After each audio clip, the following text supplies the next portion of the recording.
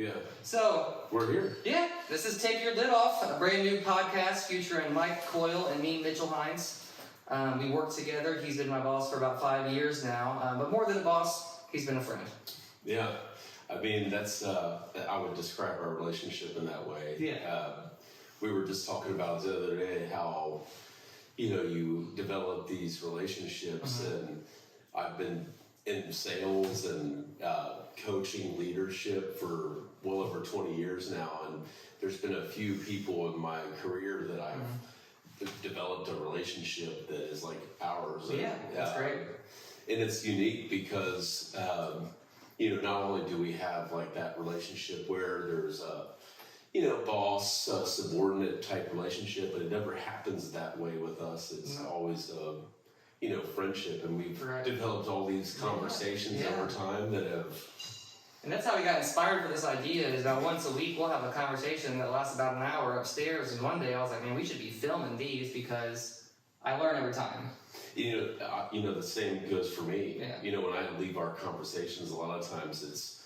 You feel like you're venting, but instead what really happens is we're inspiring one another, and absolutely, and we've done that for many people for many years, for both of us. So we're looking forward to it. This is awesome. Yeah, it's awesome. Let's get rolling. Let's get rolling. So, we don't like to brag, but we do want to kind of validate. So, this podcast is for anybody really who's. The number one thing is just to have a better quality of life, and typically in America that does mean make more money. So we do have a goal, and that's that anybody who tunes in, we want to teach you how to level up your income. We want to teach you how to level up your relationships with people in business.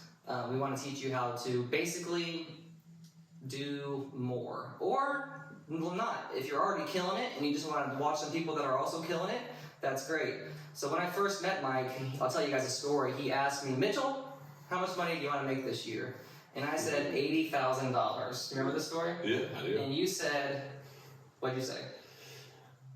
Why so little? Why so little? And that blew my mind for like weeks. I mean, I literally walked away from that conversation thinking I was an idiot almost, because I was only making 40 grand at the time. And I don't say only as a bad thing, but it definitely, I couldn't live my current lifestyle on 40 grand.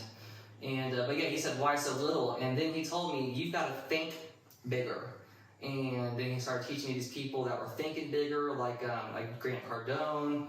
And I think since then we've probably both increased our income beyond our goals. Yeah, my gosh. Yeah. When I think about that kind of idea, take your lid off. Yeah. The podcast is called Take Your Lid Off.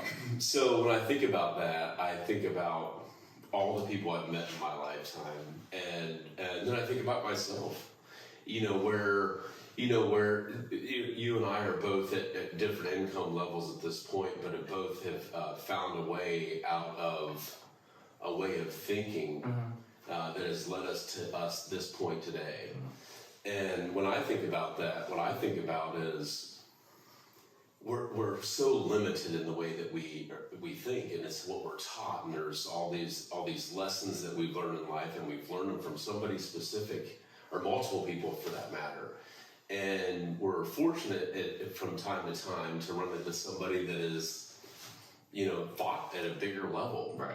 And oftentimes, like for me, I was in this high school guy that was going to go play college football, and I wanted to be a teacher. Yeah, I was going to say, what did you want to originally go to college for? To be a teacher. And I thought it was something that I was going to accomplish, something that really nobody in my family had accomplished, and here I was going to live this incredible life. And look, there's so much that goes into teaching, that it's a great career, and it's phenomenal to be able to coach people. However, I've met with a lot of people that are, that's just what they were thought they would be. They'll be a doctor, they'll be an attorney, they'll be whatever it might be that they think they need to go. They need to go do this specific job that makes sense for them, and that's fine. You can do whatever you want to do. But when I think about those sort of things, what I think about is you're only limited by what you've learned. Right. So that's what we want to do, is we want to take your lid off, because that's been our experience in our life, is saying, okay, wait a minute, what has limited my thinking? You know, what have I learned in my lifetime? And in my lifetime, have I been able to actually think outside of what I can actually accomplish? Right. You know, the story that I tell all the time, and I think it's really important. I read this many years ago. There's a guy named Zig Ziglar, and he's a sales guru, right? My first sales book I read was Zig. And he tells the story of the fleas and the jar of fleas, and we've talked about this. And I think it just really represents how we are. Yeah, tell it again. So you take a jar of fleas, maybe the size of that glass here, and that if you were to put a bunch of fleas in this glass, you would say, okay, they jump 700 times their height. So they would if they were in the bottom of this glass, they would just simply jump out, right?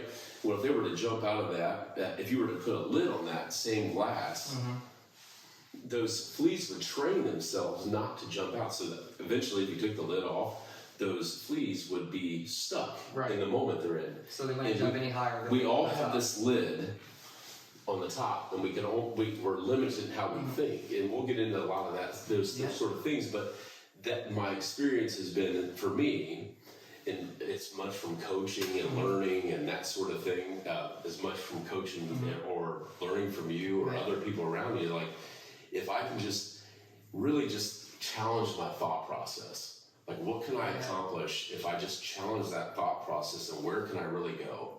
We talk a lot about like going all in, and really, if you really just gave yourself to whatever it is you're doing, whether it be a passion that you might have, or if it has to be, just simply just doing something that's just going to get you started.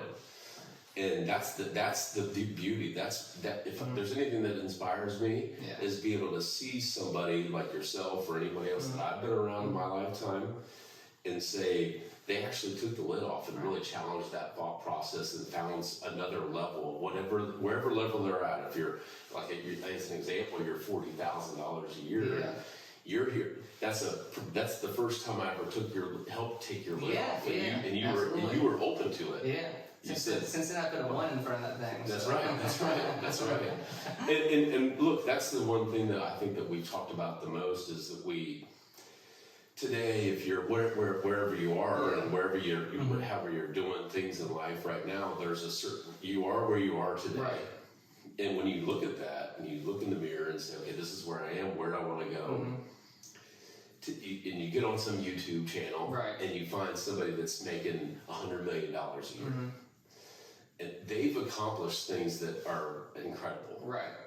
Beyond comprehension a lot of the times. And I think that happens with a lot of people. So, we've teamed up to this idea that you came from where you came from. We can get into that if we want to down the road, or now, but you managed to earn a 6-figure income. And I think anybody can make a 6-figure income. I think it takes a little bit of skill, but I don't think you have to have talent. I think you have to have work ethic more than I think anybody can make $100,000. I think it's harder to get to $1 million, but it takes a lot more commitment.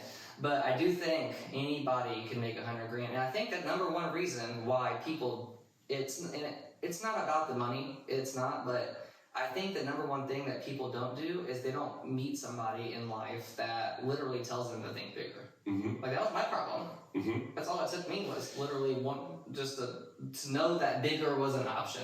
I don't think it's about money either, just to piggyback on that, because I think we live on an economic planet. Yeah, and there's no denying that. And there's no. And I think people try to deny it. Well, I mean, I think it feels uncomfortable to say, like, hey, I want to make money, but I've challenged many people in this thought process, which is, well, if it's not about money, but like really, I think it's about life experience. Right. And be able to go experience whatever it is you want to experience, and you have to be able to do that. It takes an income to be able to do that. I assure you that allows for you to be able to do those things. So you start there. There's all areas of life, and I think that the principles that we'll talk about making money, they apply to if you want to get into fitness, or spirituality, or your familial goals that you have. Because when we look at the person that's making $100 million, it seems almost unattainable, but there's very specific steps that they took to get there. Right. And to be able to put yourself in a position to be able to do that, you got to start with one step, right?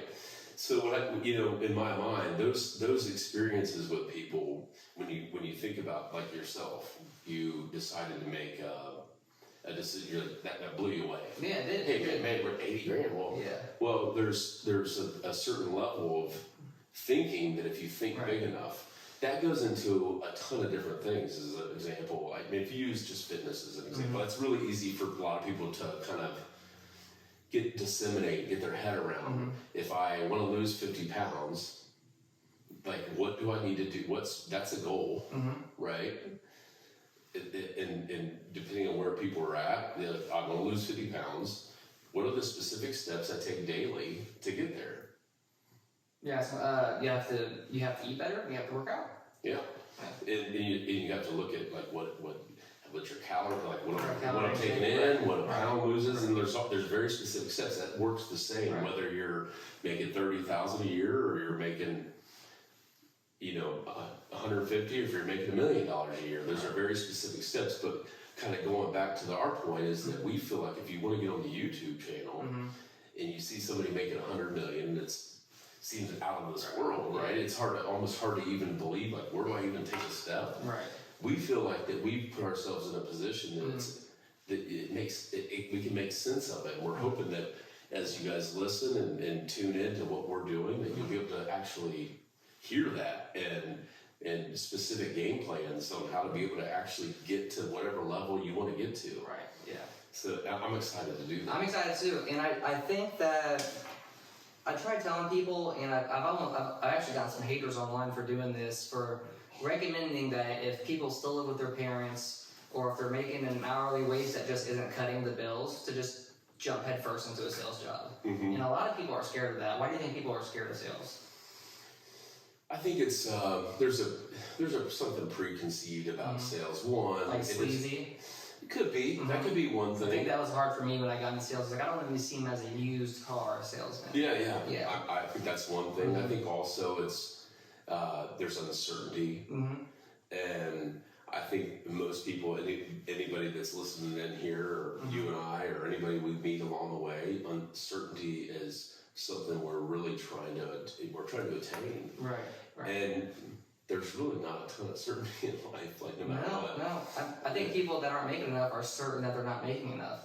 Right. And so, how do you show somebody that you're already living in uncertainty? And so that's why jumping into sales is it any less uncertain or certain than what you're doing now? Because right now you can't, like, you're planning for your kid's Christmas in May. Because you're saving in May because you don't have the money come December. You gotta start saving in May. that's how my family grew up that way. I mean, I think you can get pretty deep when it comes to that. I think there's a belief in oneself, and we're all challenged with so many different things in our life that, do we feel like we're worthy enough to actually go do that? Do we feel like we're the type of person that can communicate in a way that would be, I don't want to sell anybody something, that all those things are, kind of come to mind. And I think sales it's a scary prospect, because a lot of people are, from the time you're 3 years old to the time you actually get into the workforce, you're taught to go find a job and clock in, and you clock out, and you go home, and you find the home, and you find the wife and kids, or the husband, and you have a couple kids, and we're told all these things, and those are all incredible dreams. I have 3 incredible children that have really allowed for me to really chase a lot of the purposes that I have in my life, but those are all things that we're taught, as opposed to, you think about a 4-year, 5-year-old, you think about Cash as an example. Maybe we'll talk about him at some point. If you ask him what he wants to be an astronaut. He's thinking which is anybody's 5-year-old dream, really. Ball player, astronaut. He wants to run for touchdowns. For play with Tom Brady, as far as he's concerned. Like in his mind, like there's this big thing that we have, and along the way we run into people that have given up on their dreams. We run into people that are still chasing those dreams, and we learn all these things. So like when we say, go bet on yourself, in the sales world, it's scary to do that. It is scary. But the truth be known is, it doesn't matter where you're at, and from a financial perspective or a job or a career progress, like, you're betting on yourself every single day. Right. You know, so if and then some people are big bettors, you know, they take the real high odds and they go after it, and some people aren't. That's okay. It doesn't change the idea that you're in this position today and you have a desire to maybe do more. You know, I think about like any boot camp or sales boot camp that I've went into, or anybody I've really ever talked to. If I went to a room of any 500 people or 1,000 people and said, raise your hand if you think there's more for you in life, I don't know anybody that wouldn't raise their hand. Right. Because I think there's something before we learn all these things from people along the way, people that love us for that matter, I think there's a part of us that we believe there's more for us. Right.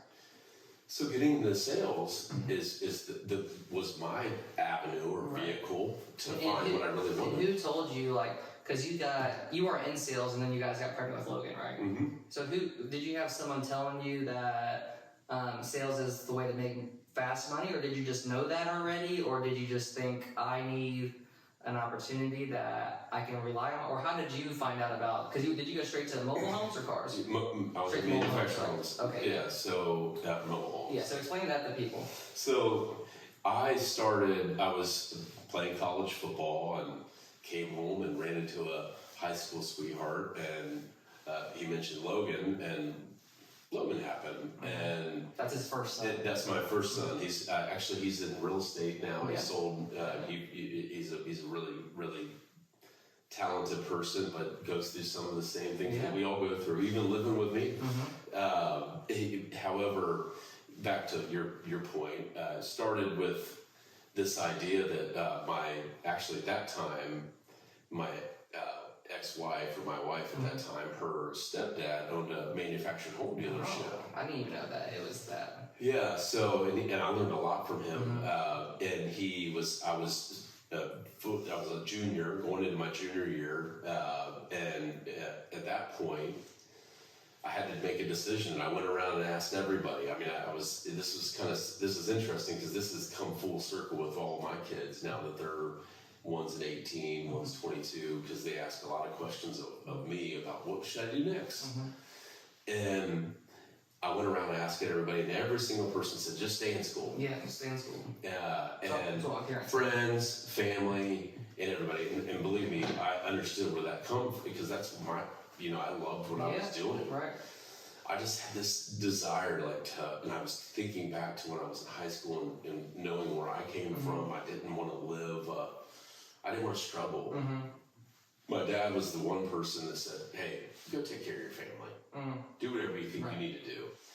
And so I started in sales, and I struggled a little bit for the first few months. I was learning, and I felt like I had some natural talent. However, I had to learn how to actually do it, and went through a few months of that, and had a couple of moments of truth. We'll get into those at some point, but for me, was probably one of the biggest moments of my life. I was, my ex-wife and I we weren't married yet. We ended up being married 19 years, but prior to that, we weren't married, and she was pregnant with Logan, and we went to, we were living in a kind of a rough area, Dayton, Ohio, and we were at a grocery store about 3 months into my sales career, and she was buying milk with WIC, which is a welfare program. Oh, like a food stamp. We had no money. Right. I mean, I went and got clothes from I had these blue pair of polo pants. I remember them like they were yesterday, that I bought at the Goodwill store. Right. Just a little bit at work.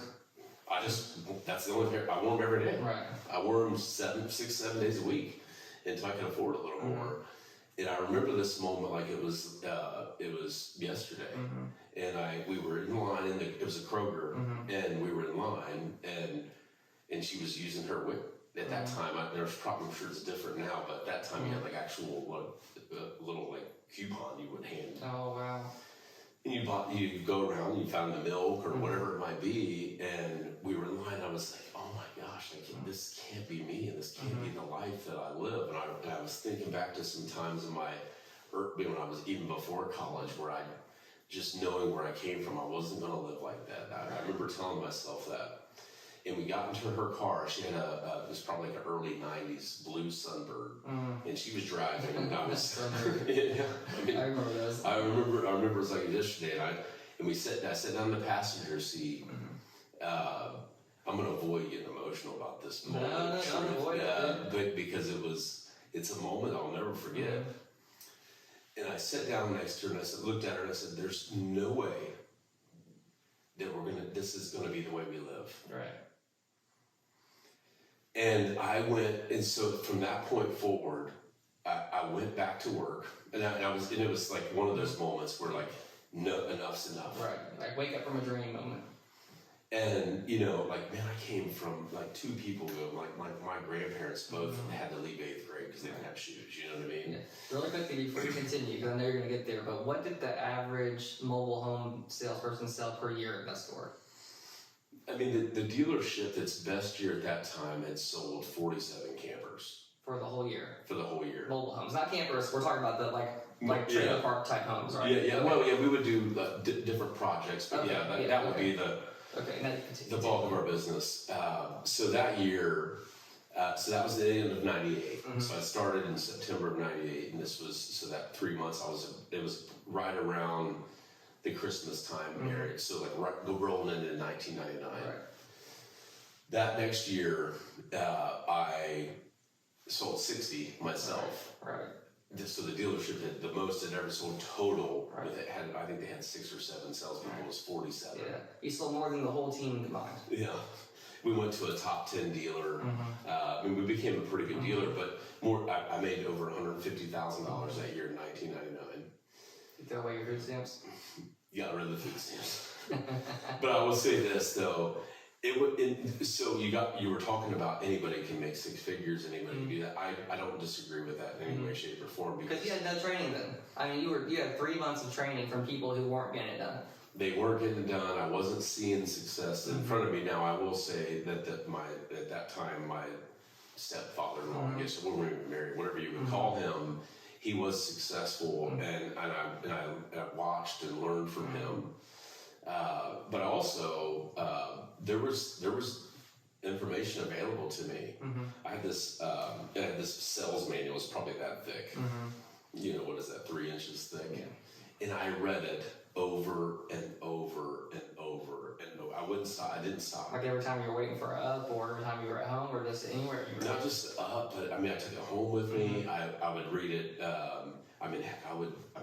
This is probably not good advice, but I would read it on the way down. I had an hour and a half drive each way to work. That's if I didn't run into traffic. Right. I was working on East Cincinnati at that time, Ohio. But for those of you listening, an up is an incoming customer in the dealership. Yeah. So I learned a lot about how to close deals. I learned how to actually connect with people and use my own personality to connect with people. I wasn't making things up. I was just learning how to actually move people through a process, and that's so no matter where people are or where you are, like there's actual steps to take in whatever you're doing, and I learned that, and I learned it inside and out, and really I didn't look back from there. Not long from that, I got promoted, and I've learned a lot since then. I can tell you that. So you were a manager there at one point too? Okay. Yeah, probably a year and a half after that, I got promoted and did a little bit of everything, and then eventually I went on to the car business, and eventually into what we are now, the RV business, and in the camping world, in one of the biggest companies in the country as far as that's concerned. So it started there, but I can tell you that I can still identify today that how I think, or when I get comfortable, or I get in that area of life, whatever it might be, I think back to those moments. And there's been multiple moments, and I think a lot of people will have those moments over time. Yeah. And you kind of make a decision. Right. And to make those steps, and then you learn how to go forward from there. Right. Yeah. I think when it happened, I had like a few moments like that, not like quite like that, but like when I was growing up, my dad had to work 3 jobs just to put food on the table, and I would hang out with my sister and my stepmom, and I'd be crying, asking, "Where's my dad at? Where's my dad at? Where's my dad at?" And he would never come home because he was working 3 jobs, and I appreciate him for that. And then at my mom's house, she was a single mother. We often, the electricity would get shut off at the house, or the gas, I forget which one. But however it happened, we would have to boil water to take a bath. Yeah. So like I couldn't even take a shower. I was like 10 taking baths, and then even at that house, there was times all the way up until I was 15 actually taking baths with warm boiled water. And I would stay really positive for my mom. In the back of my head, I was like, man, I'm never gonna live like this when I live. I was like, I love my mom and she's trying as hard as she can. I'm not blaming her, but I will never boil a bath for my child. We will have running water. You remember that moment, Sam? Yeah, every day. Yeah. I mean, I'm 26. This was 11 years ago the last time I had to do that, and so I remember like it was yesterday. I was like, man, I hope my friends at school don't find out about this. Like I was embarrassed, but more importantly, it was my motivation going forward. So. Have I told you about I've told you I thought back to some moments even before college, very similar to that. So today, right now, my towels are really, really nice. I spend some money on towels. And it's I have these weird little things that I do, but one of those is towels, because when I was 17, and I have incredible parents. They've been married 46 years, and my dad and mom both figured out a few things in life, and really kind of made this decision. I was probably 6th grade or so to kind of lead up to what I was telling you when I was 17. They made this decision to move us out of a pretty rough area and moved up into housing. I think my mom and dad extended themselves way farther than they needed to, but they wanted to get us out of the school district we were in. And I think that was a tough move for my mom and dad to do, because it really strapped them. Yeah.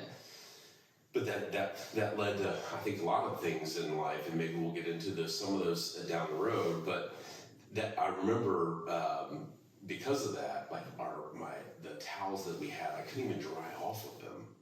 And I remember this day like it was yesterday. I was 17 years old, and I was drying off, and I looked down, and the shower wasn't clean.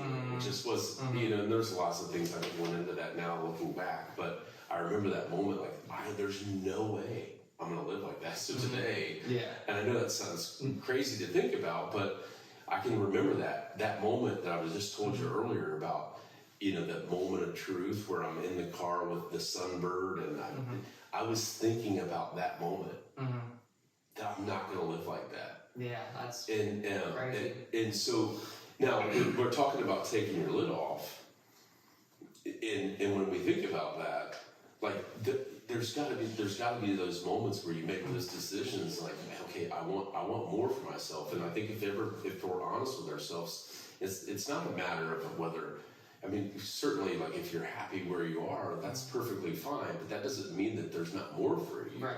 Absolutely. And I think that's very important. We're not trying to beat people down that aren't doing what we think is possible for them. We're just trying to show you that you can be more if you choose. Yeah, that's in whatever area of life. And when we were talking, about how we reach some financial success, but really it's any area, like wherever you are. I've met people. I've wrote diet plans for people before, because they were able to. They wanted something better for themselves, and so I think that's important to remember. Like, that's really it's something innate in us that we believe. Like, if we think back, like, we had a dream. I mean, heck, there's probably a million of them I can go back and think of. There's been many that I've hit, but I'm still in a place today, and I've reached some level of success. But man, I don't believe that I'm even close to done. Right. And I think that's, a lot of times when I look back, it's, could I have done more and that sort of thing. It's not a matter of saying, like, man, there's been a ton of experiences I had in life that were incredible and would never go back and change. And really, we're here today because of all those experiences. Right. And I think sometimes you got to think back and think about that. There's, without those things, maybe I wouldn't be where I am today. So, but there are all those moments. That's cool that you had that kind of moment. I don't think you've ever shared that with me. No.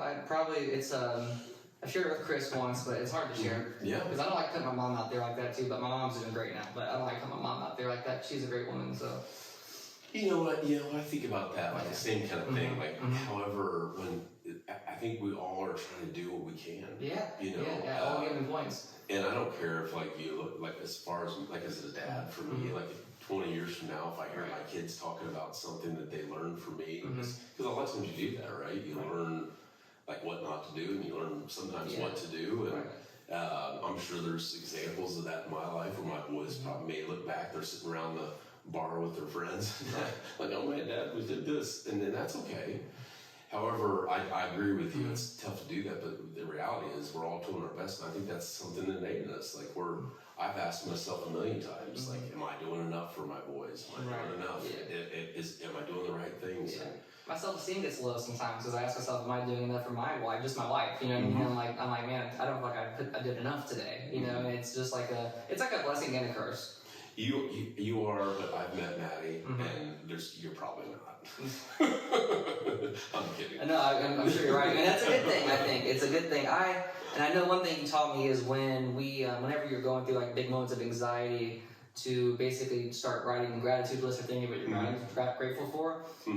I only have to think of a couple things, and I'm back on track. I've got Maddie, and I bought a house at 24. And I think about that, I'm like, oh, I'm good, dude. I was like, I need to go sell something. I'm good. I was like, I have nothing to be anxious about. I was like, I've got a home, we pay our mortgage a month in advance. I've got a beautiful wife. I mean, I'm talking 10 boys and girls. And in every way. And I get to, not just looks. I mean, her spirituality is amazing, but in her love and care. I mean, she even nannied for one of Mike's. His name is Cash, and we'll talk about Cash and that story soon. But I don't have to make a very long list to get myself out of it. You know what I mean? And so that's what we hope for you guys, that you can start. So are we saying that step one to change is to attach memories to, like we're talking about? I think big is probably step two, but step one would be having those memories would be like the boiling the water, or the memories of, you had Logan coming and you didn't know what to do really.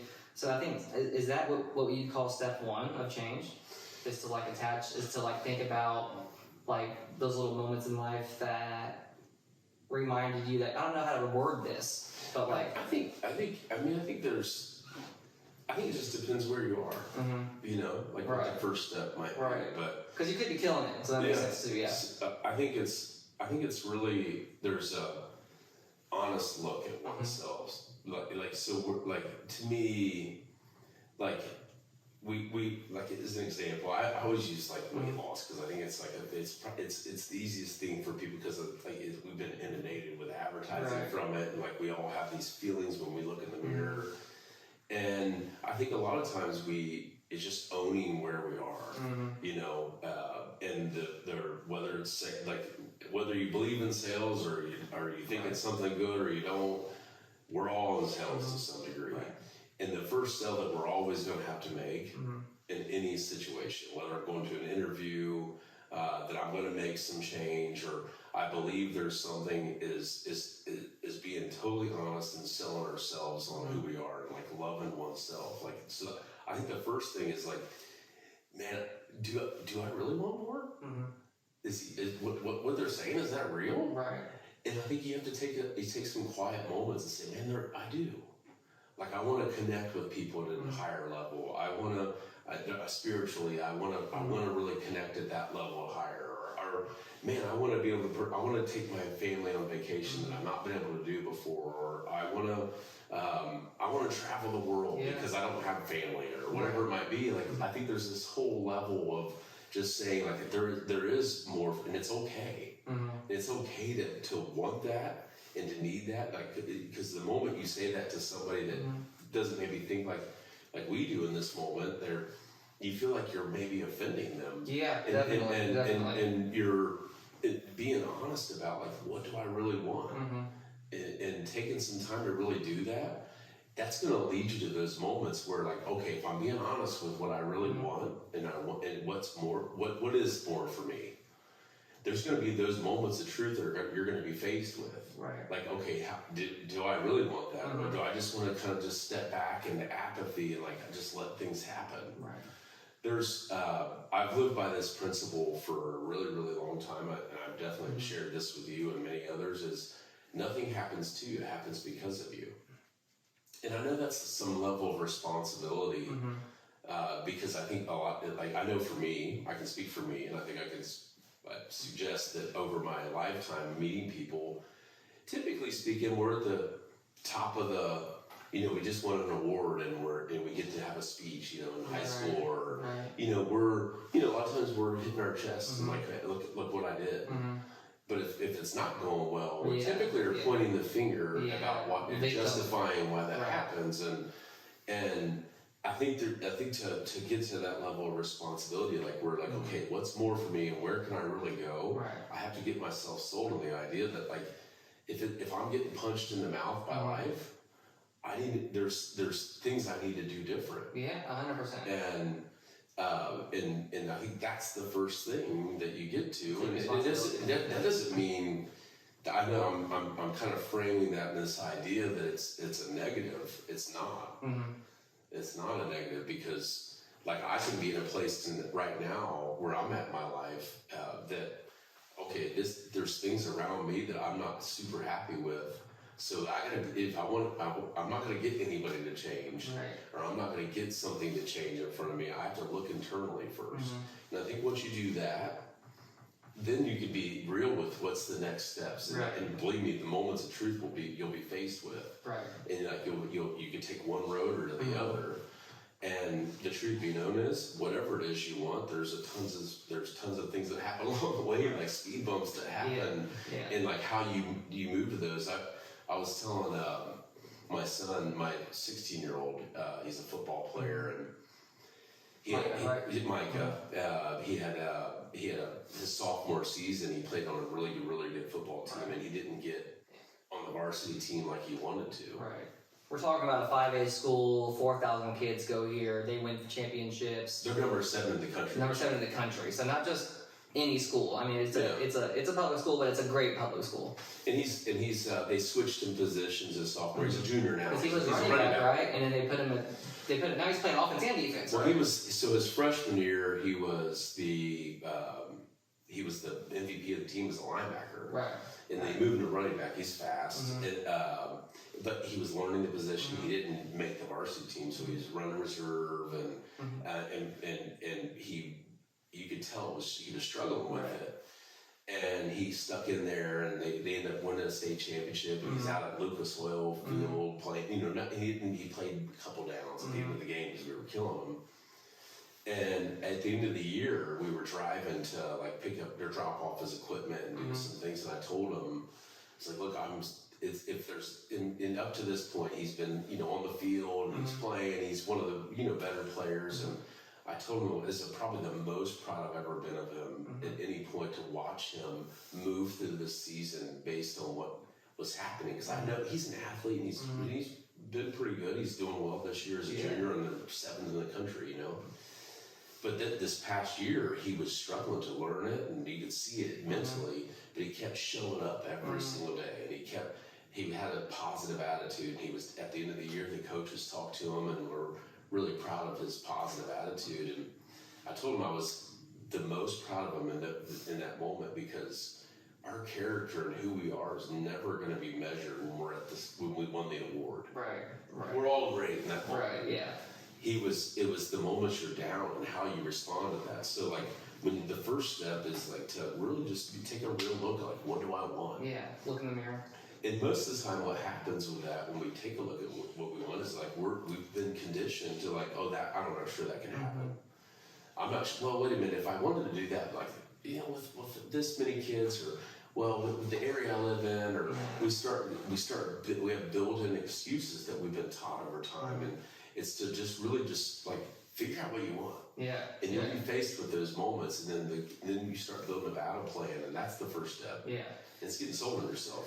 Yeah, because we get fed a lot of lies out there that, like, I don't think college is a bad thing. I think there's certain fields like doctor, and if you're really passionate about medicine, like obviously you cannot become a doctor without going to college. But I remember I was in college, all my friends were 2 years, 3 years older than me, so they've already graduated college or they were graduating. I was asking people, great, well, what was your first few offers as far as salary wise? And people who are graduating from the Kelley School of Business, the top business school in the world that we were in, were only getting offered like $40,000 a year. And Big manufacturers. I was like, man, you just paid $60 grand to go to school. Mm-hmm. I mean, it's going to take you a lifetime to just pay that off at that salary. Mm-hmm. And so I started doing the math. I was like, and I think doing the math is one of the most important things you can learn. I broke down, $40,000, divided it by 52. And I forget, my calculator is currently on my camera, but it was like, that was basically, what's 40,000? You have your phone on you? Yeah. Do 40,000 divided by 52, and then do 100,000 divided by 52. 40,000 divided by 52? Right, yep, because there's 52 weeks in a year. That's 769. 769, okay, and do 100,000 divided by 52. I've done this math before. 1923. 1923. So, I was selling printers while I was in college, door to door, and I didn't really take it seriously yet because I was making just like about $400 or $500 a week doing it, and I didn't think that was a lot of money. And I did this math, and I was like, oh, I'm just $269 away from making what people are doing to go to school for as a sophomore when I did this. So I dropped out of school, and I was like, and then I didn't know what I was going to do. I hadn't told my parents yet. It took me about 3 weeks to tell my parents, and I started Googling. I was like, what do big employers, how can I impress a big employer like I have a degree? And the answer that showed up was do a year of cold calling. Mm-hmm. If you do a year of cold calling, you can get any job you want to. Mm-hmm. And I was like, great, I'll do a year of cold calling. So I leaned into my printer job, and in this printer job, I sold toner, ink, printers, any supplies that you can have for your business, I sold that. You were assigned a zip code, so let's say 46038 is my zip code in Fishers.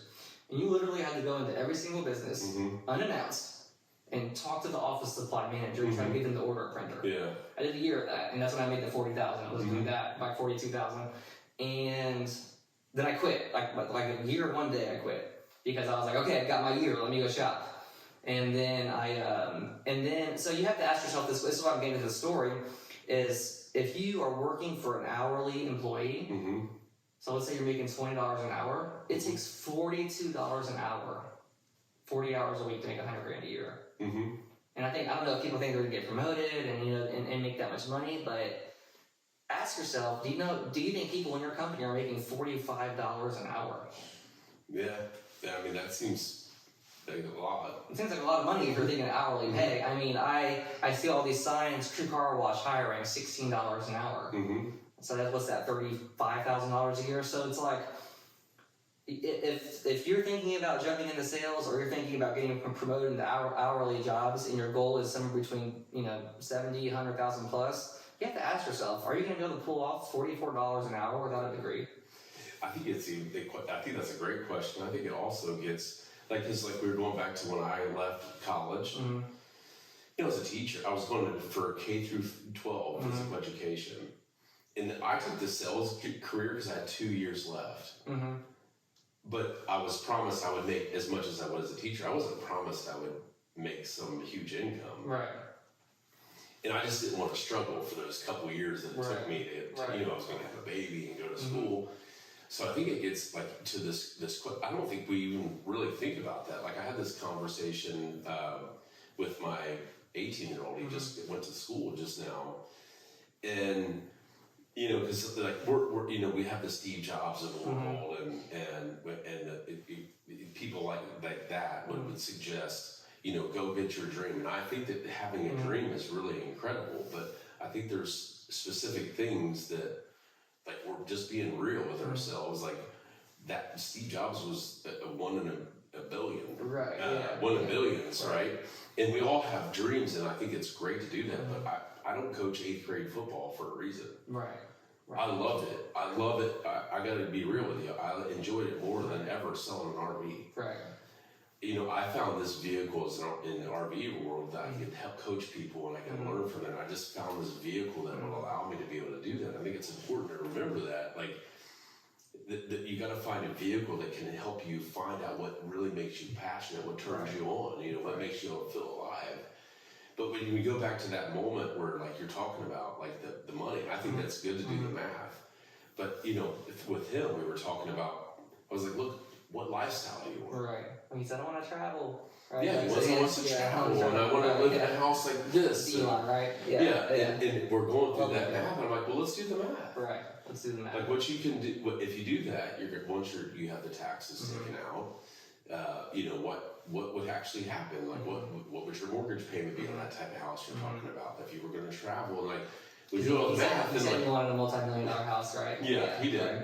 Right. And when he did all that math, it didn't make sense. It didn't make sense. So it's not a matter of chasing, like, what experiences do you want? Right. What lifestyle do you want? And I don't think we're ever really told those things. No. Like, it's like because we're told that same thing. You graduate high school, you go get this. If, like, maybe you're fortunate enough to, like, you do have that intelligence level and you have the effort and hard work, you're going to go make a certain amount of money in a high level career, and that's okay.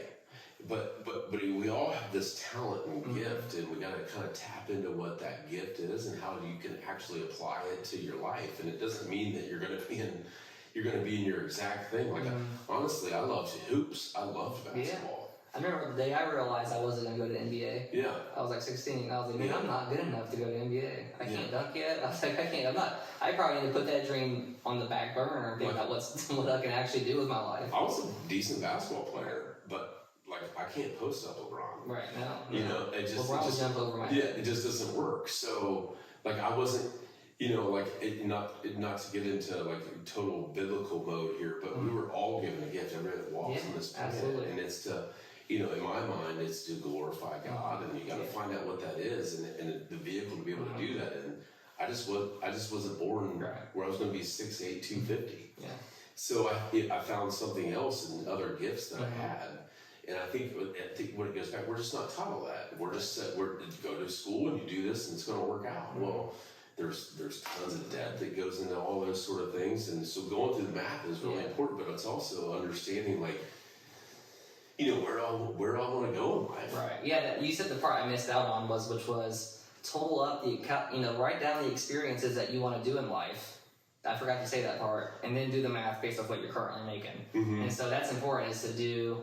If you just take the top 3 things that I want to do, which is I want to have a second home somewhere like Nashville or somewhere warm or somewhere just fun. I want to go to Greece or Italy and in the Maldives, like all these places that are just kind of exotic that most people don't get to go to. And then I want to make sure my kids can get the car they want to get when they're 16. Those are big. And it's going to cost a lot of money to do all three of those things. My kid says he wants a Tesla, dude. I got to make some money. You know what I mean? So I think what's interesting about that too, if you go through that process, is you'll find we have this thinking. I think a lot of people do, and I definitely have these moments in my life where we think in scarcity. We think, and you can think that like that, or you can think in abundance. Yeah. And, like, if you went through that process to do that, if it's all about your needs as opposed to, like, what's an abundant life look like? Right. Like, it would change the thought process, because I think a lot of times when we do that, like that would be an abundant life. Like, we were able to accomplish those things, and that's a good thing. Yeah. And as opposed to, like, get bills paid next month. Do you think people are, like, scared to say they want more, because they think it's almost like, what's the word looking for? Like, the opposite of humble, like to say you want these things? Do you think some people think like that, or just use that as an excuse? I think it could be a little of everything. I think it starts with, though, we're conditioned. Okay, yeah. In other words, like, I've heard, one of our, somebody that I've paid attention to as a mentor, he would always say, like, think about, if I said money doesn't grow on trees, eat your entire plate of food because there's people starving. Africa. Right. Okay. Yeah. Almost anybody that listened to us would repeat that because we're sold that. Yeah. And that doesn't mean that there's not people starving in Africa, and that's not important for us to think about, or like you shouldn't just go blow money. Right. Because that's the concept we're trying to say. But what really is being said is like think in scarcity. Like hold on, reserve, and it makes us small. Right. So we're conditioned that. So when there's moments for us to actually want to go out and find an abundant life, whatever area of life, or total, or however you want to approach it, like what happens is we get super small in those moments, and I think it's from conditioning. And then I think that makes sense. And because we're all conditioned that way, there is this level of, if I said, man, I want to be rich, that seems scary to people. Like, man, that seems super. Yeah. Well, we're taught early too that it's uncomfortable to talk about money, and I'm like, why? I'm like, I want to know what you think about money. I mean, we are taught that, and I think it's because we just talked about just a moment ago, like so many people have just kind of settled into where they are. And look, I've had lots of those moments too. So you settle into that. So if I seem offensive to you, that I'm going to talk about that. Like, so you sort of just reserve yourself. And I don't think that money is a bad thing. No, the church asks me for it every week. I think it is. Every week. Yeah. But I think it's you put that in front of other things is the problem. It's where the relationship that I have with my boys or my fiance, that's so much bigger than money. Right. It's that's a part of my life. Right. Like I think there's I always kind of like to do the wheel of life, right? There's all these spokes. You have your spirituality, you have your financial, or your career, your health and wellness, and you have all these spokes of life, and having those strong makes the wheel turn much better, right? As opposed to I'm unhealthy, but I have a ton of money. Right. Well, that's not good. That doesn't do anything. Or I have broken relationships, but I'm doing well. I can't keep a relationship, or I can't find a relationship or whatever. But I'm super in shape. But I'm in great shape. Yeah. Like those things don't work. Right. It's all areas of life, and but we fall short in thinking abundant in all those areas of life, and I think it's so we're conditioned, and I think it's we don't want to offend anybody. I remember my parents always telling me that there's kids starving in Africa thing, and I was like, there's kids starving in America. Yeah, right. I was like, if you're gonna tell me that, then why aren't you going out there and feeding people? Like that's what and maybe it's a thing you're born with, but I remember, and I don't think it is, but I used to get grounded all the time as a kid, and I would get grounded from my phone, TV, and my Lincoln logs, my building logs. But I would never get grounded from reading books though, and that I think that saved my life. Because you start reading all these books, you start getting perspectives and differences, and you're like, I remember reading a book. It was called "The Power of Your Subconscious Mind," and it says that whatever you think about in your head is literally planting seeds into your brain that you're watering. So if I say every single day, "Oh, I'm so broke," I'm just gonna keep being broke. If I say every single day, "Hey, I have the opportunity to make something happen today," there's going to be opportunities that you see because, as you call it, the reticular. This is a real thing in your brain. The reticular activating system. Yeah. What you focus. Your RAT. What you focus on is what you see. So if you buy a white Jeep, you're going to start seeing white Jeeps everywhere. Yeah, that's the basic. How many times have you seen a white Jeep since you bought a Jeep? Many times. Dude, I've seen 100 white Jeeps since you bought a white Jeep. And since Chris has bought one because I never once thought about a white Jeep. But now I see them every time I see one, and now I see one, I was like, oh, is that Mike in there? Yeah. You know what I mean? So it's actually what that is there's so much information coming into us. So our brain is actually has a system that allows us to be able to let information in, which would be the white Jeep, like it's part of it. So you start seeing good things, and so the information we take in.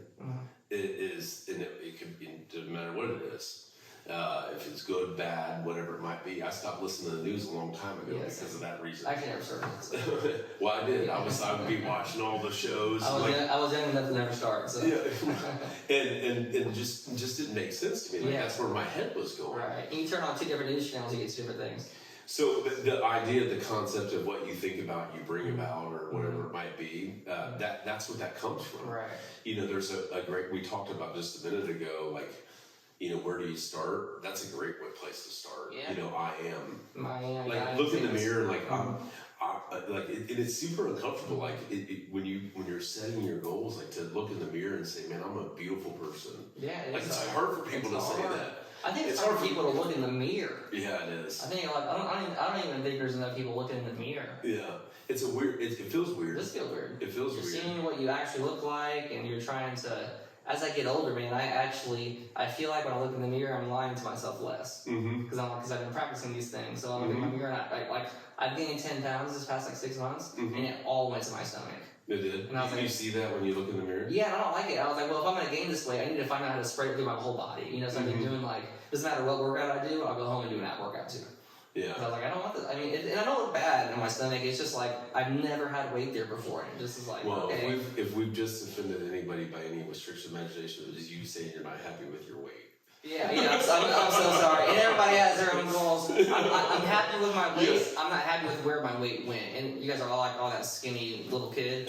Well, the truth is, I don't have any abs anymore, man. I like my abs, so. And that is true. Right. I totally agree with that, but it's a challenging thought process to do those sort of things. But when you do that, we're talking about loving yourself and like really being honest with where you are. Like the best thing for you to do is say, look, I'm a beautiful person, but when I look in that, I don't like the way that is. And what specific things do I need to do to change Right, it? and that's where I'm at. I'm not hating myself because of how I look. I'm thinking that way, like, hey, how do I get to where I want to be? It's a positive thing that I do. It's not a negative thing. That's 100. Yeah. Well, you've it would be mastered that. It would be negative if I ignored the mirror. Mm-hmm. If I got out of the shower and I went and changed in the other room. Yeah, you weren't being real. Right. It doesn't mean you don't. I agree with that totally. I think when you think about all those things, like looking in that, and like, I've told you guys, a lot of people for years, like give it everything you got, and at the end of the day, look in the mirror. Like, can you be real with it? I mean, believe me, I have looked in the mirror and been like, man, I missed it today. Mm-hmm. That's okay. Yeah. Like I can't carry that forward. Right. And when I carry, so the next day I wake up with the same aspiration and like, okay, what's my battle plan? And like my goal is to go hit that, right? Yeah. And that's whatever area of life. Yeah. So that's good. That is, we didn't talk about it until now, but like that's a really good place to start. I am statements are one of the best things you can do. And you gotta put it into perspective of like what you really want. So like once you've been honest about it, like, I am an incredible father. Mm-hmm. If you're not totally happy with the father you are, or the mother, or the husband, wife, spouse, friend, whatever it might be, there might be part of you being real with yourself. Like, I'm not super happy with what I've done, but if you want to put it into existence, you want to put it into and make your mind go there. You gotta start saying those things to yourself. And that's what fake it so you make it really means. Like, if you're not, I'm serious. If you're not hitting your goals, but like let's say for example, let's say for example you're missing some of your kids' football games, and you don't want to look in the mirror and say I'm a bad father, because you could be providing those kids with a great life. I mean, you paid for all their football supplies, and you give them a ride to practice, but. What you can say is, I'm a great father, but I think I can improve in the area of this. And hey, I'm a great sales guy, but I need to focus for an extra couple hours at work. And let's say you're in the middle of the board. I know I've got a lot of talent. These people should not be beating me. You don't want to. It's a fine line to walk away. You don't want to discourage yourself. We've been going for about an hour. You want to call this one? Yeah. Okay. Yeah, I think an hour is a good time. Yeah. Just just finish it with the idea what you're saying. If that's okay. Yeah. So go ahead. To me, like there's a growth mindset and there's a fixed mindset, and if you really challenge those thoughts, you'll find, like for me, there's a ton of areas that I'm fixed in, and challenging those is really tough. there's areas where I'm wide open. Like I'm ready to learn, and it's been a growth mindset and a growth process. And still, I feel like that in some areas of life, I'll be doing that till the day that I go underground. Okay, yeah. So, but challenging those thoughts is the most important thing. Like it starts with what you're talking about. Absolutely.